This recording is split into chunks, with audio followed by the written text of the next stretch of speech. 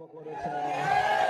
15 বছরের ক্ষুধা তৃষ্ণা এক মাসে তারা নিবারণ করার জন্য লুটে লুটে খেতে আরম্ভ করলো।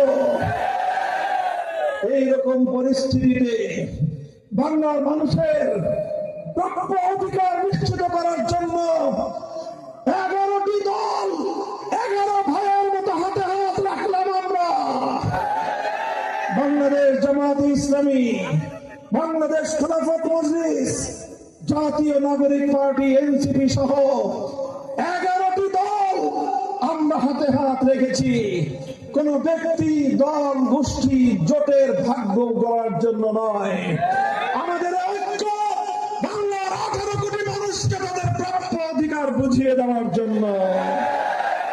তাই আজ টেকনাফ থেকে তেতুলিয়া গোটা বাংলাদেশ জুড়ে 11 দলীয় নির্বাচনী ঐক্য জোটের প্রতি গণজোয়ার তৈরি হয়েছে, গণজোয়ার তৈরি হয়েছে।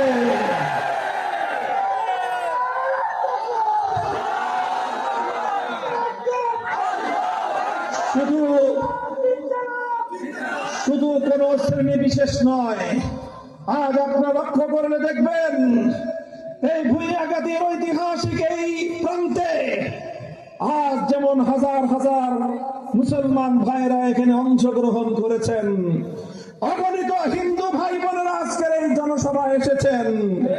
কারণ তারা সকলে বুঝতে পেরেছেন বাংলাদেশে যদি ইনসাফ পেতে হয়, ন্যায় প্রতিষ্ঠা করতে হয়, বিগত দিনে যারা জনগণের ভাগ্য নিয়ে ছিনিমিনি খেলার রাজনীতি করেছে তাদেরকে আর নতুন করে ক্ষমতার মসনদে আসতে দেওয়া যাবে না।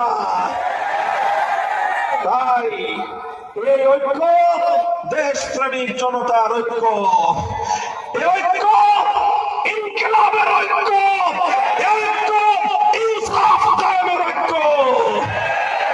যদি ইনসাফ প্রতিষ্ঠা হয়, হিন্দুরা যেমন কোন অধিকার থেকে বঞ্চিত হবে না, মুসলমানরা অধিকার থেকে বঞ্চিত হবে না।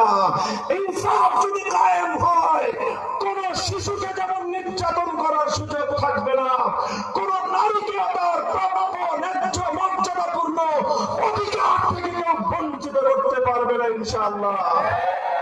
ধর্ম বর্ণ নির্বিশেষে সকল মানুষের ঐক্যবদ্ধ যে প্ল্যাটফর্ম তৈরি হয়েছে, আলহামদুলিল্লাহ বাংলার মানুষকে আজ নতুন করে স্বপ্ন দেখাচ্ছে।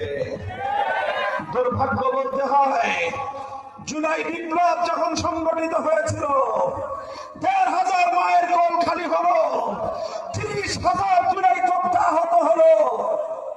এই জুলাই বিপ্লবের সবচেয়ে